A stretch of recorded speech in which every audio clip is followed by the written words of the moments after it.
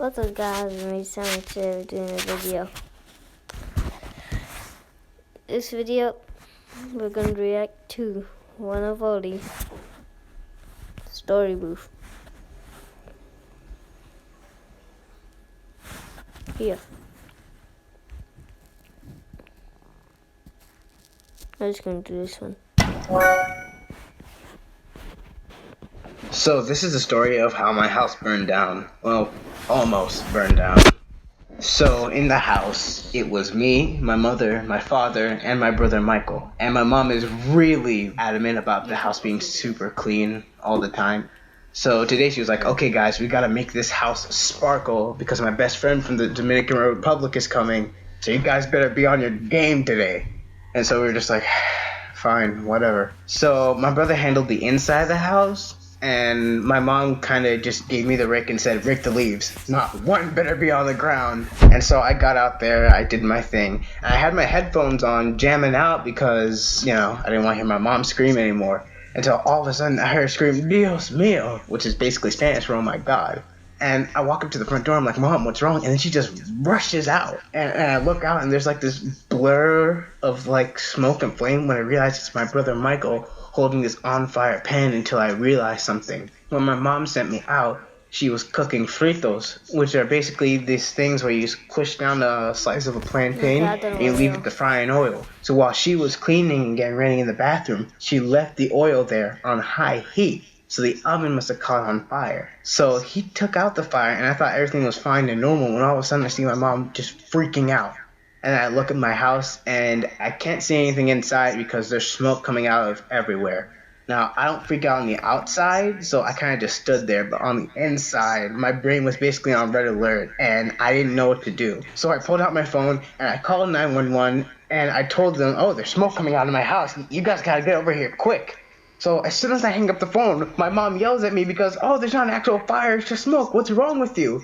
And I just say, what's wrong with me? Growing up, you always told me, call the fire department in case you see a fire. I see smoke coming out of my house. I did the right thing. So I was expecting the fire department to like take their sweet time in getting there. No. There was like a whole horde of cops and like 2 big fire trucks. These guys were ready to save our lives when all of a sudden I was like, hi. So it turns out that there's just smoke coming out of my house. Sorry about that. And they just gave me this look, and they're just like, okay, fine. So they set up this fan, which basically blows all the smoke out. Now, I gotta be honest, I was still nervous, because I was afraid that the house, something might be damaged, like irreversibly broken or something. But we looked inside, and everything was fine, but there was dust from the fire extinguisher everywhere. And I just looked at my brother, and he goes, what? And I'm like, dude, you basically reversed all of our cleaning today. And so he just looked at me like, who saved your life? And I couldn't say anything because he is the one who put out the fire. So, I'm going to end the video off saying this. If you ever see smoke or signs of a fire in your house, call 911 right away. I saw smoke in my house, but I won't stop too. Oh my God, and we totally jumped off the cliff and had to zoom all the way to shore because the dog Like chases all the way 3 to minutes.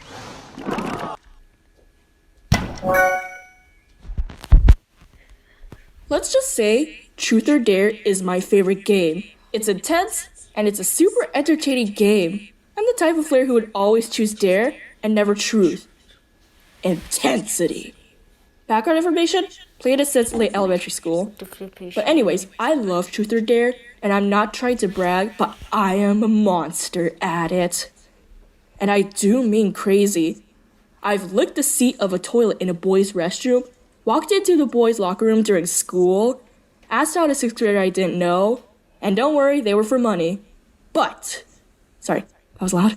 But, one day in 9th grade at math class, don't remember what caused this, but one of my table mates, let's call him Billy, brought up a topic about Truth or Dare. Then I commented, oh, I'm a Truth or Dare master. And he did not believe me.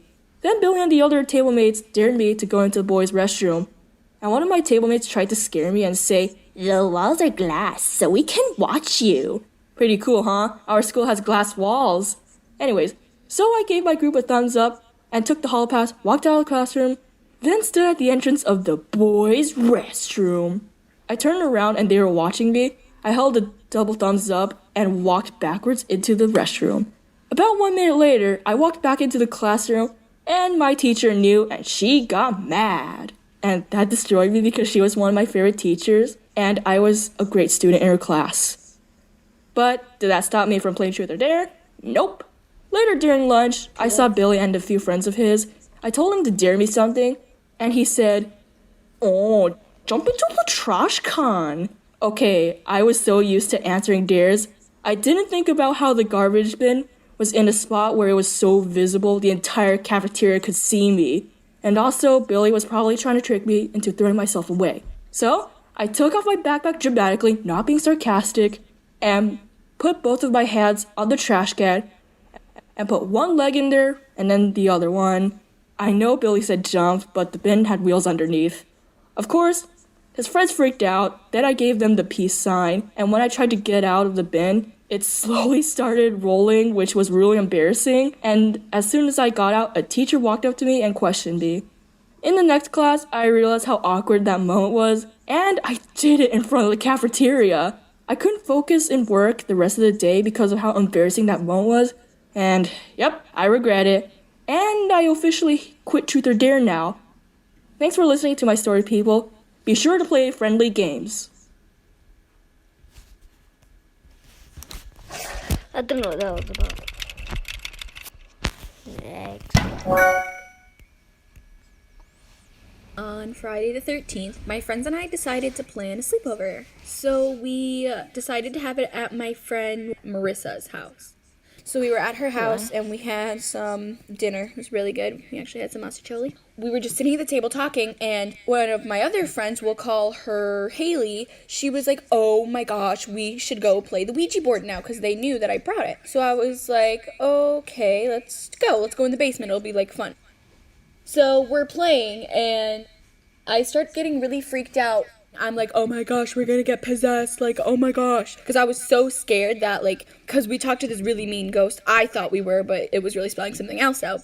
Tears are, like, streaming down my face, and I'm just like, oh my gosh. Like, so I kept saying, like, I could see it. It was, like, in the mirror. It was really scary. So then I was like, we need to talk to it again to see what it wants. We talked to this ghost named Dan, and his wife's name is Gina, and he kept saying 40 cuts in the bathtub, and then like 790. We looked it up. It means love and like comfort. So we were like, do you want us to love you? And he said he has a daughter. And eventually we got this story that he had a daughter, and she was like kidnapped, and then she like killed herself, I guess. She died, and it was really, really sad. So we felt bad, and I kept wanting us to dig him up. And he said he was under the house. He was under the floor. So, like, I was getting really scared, and, like, he said the ghost girl's name was Erin, and she was 12, and she was turning 13 the next day. So we were like, do you want us to sing happy birthday? And he said, yes, and we said at midnight, and he said no, and I said, what time? And he said 6. So I was like, oh, gosh, we have to wake up at 6 in the morning, so then, like, everyone started getting creeped out, so we had to, like, stop because not everyone was, like, comfortable with it. So we stopped playing, and I put it away, and I was terrified. I was like, I'm not comfortable with some of the things he said. I was just like really upset. So I called my sister and I was like, dude, this is what happened. And I told her the story, and I was like, I am so scared. I was crying. Like, it was bad. I was crying really hard, and I was like, I don't want to get possessed. So she's like, oh, it'll be okay. Just be glad that you said goodbye. I mean, you're still stupid. And I was like, okay. So I hung up on her because I was mad. And I just got so scared, and my anxiety got really bad that I was like, I can't sleep over. So I texted my mom, and my mom is like, okay, I'll come and get you. And my mom, she took me home, and she's like, leave that board in the garage. It is not coming in the house. So I was like, okay. When I woke up at 7, and I did sing happy birthday to Erin because I promised Dan that I'd sing at 6.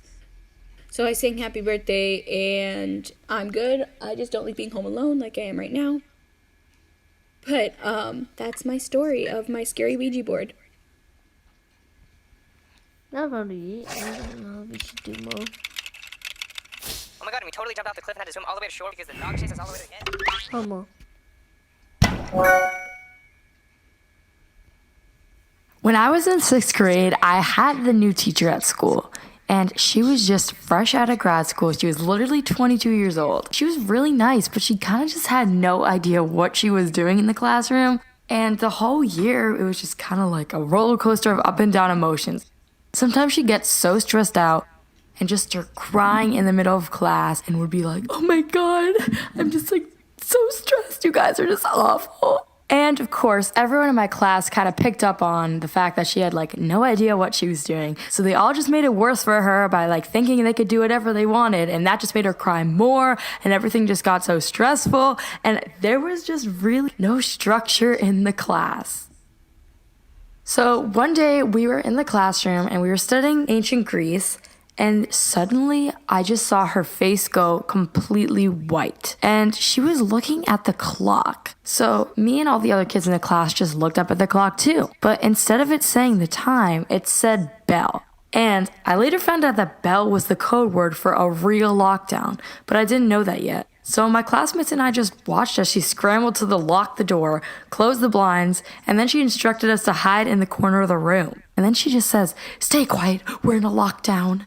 And she was in tears at this point. She was shaking and she was curled up in the corner behind her desk. This was the moment when I realized this wasn't a lockdown drill. This was an actual lockdown. And I was freaked out. I just straight up asked her, are we gonna die? And she looked at me and as gravely as possible, she said, I don't know. And that literally just sent the whole class into tears. Some kids were even trying to jump out the window. My teacher was screaming at them that if there's someone in this building, there could be more people outside waiting to get you. I was just freaked out. The whole time, I was literally just thinking about dying. It's so morbid, but I was. And I was thinking about like what I hadn't done in my life yet and what more I had to do. And I was basically thinking of my last seconds. And then all of a sudden there's a knock on the door and we all just like shot up. We thought this was the intruder. First of all, why would the intruder knock on the door? We all just stay there and we don't know what to do, even my teacher. And then there's another knock on the door and my teacher gets up and she goes to the door and it's another teacher. It's the teacher next door. The teacher next door asks what we're doing. And then my teacher's like, what? Isn't there a lockdown? The teacher next door goes, no, they were just fixing the clock and that message came on. So then we all kind of got up from the corner. We were like, wait, there was no lockdown? Then I looked into the hallway and then everything was just normal. Kids were in class, they were laughing, they were walking up and down the hall, doing their homework. There was literally no lockdown. The only class in lockdown was our class. Since that day, I've experienced a lot more lockdowns. They're really upsetting and scary, and I just wish it wasn't a reality of the world we live in. I don't tell my fiber.